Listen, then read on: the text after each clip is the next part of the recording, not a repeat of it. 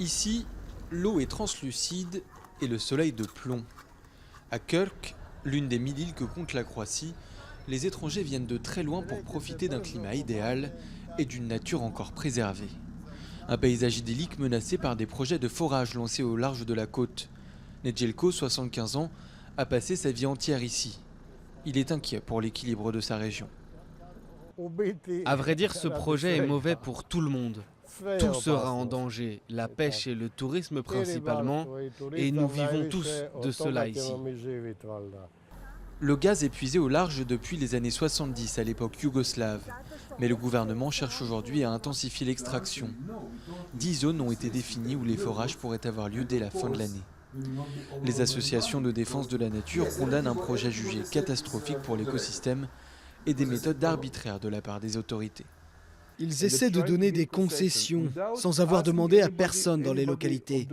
Il n'y a eu aucun processus de consultation avec les administrations locales des territoires. Ils n'ont demandé ni aux municipalités ni aux villes. Donc la façon dont ils procèdent, on peut vraiment parler de viol de la démocratie. C'est un désastre pour la démocratie.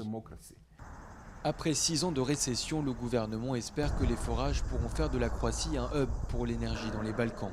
L'objectif est aussi de réduire la dépendance auprès de la Russie dont provient 40% du gaz consommé dans le pays. Un argument économique placé comme une priorité par l'agence d'État en charge du projet.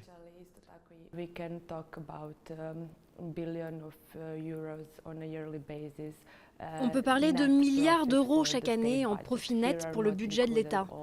Et ça sans inclure tous les effets parallèles quand il s'agit de taxes, de taux de l'emploi, de support de l'industrie, de développement, etc.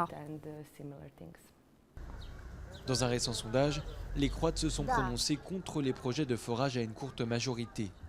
La phase d'exploration pour trouver les poches d'hydrocarbures pourrait durer au moins 5 ans.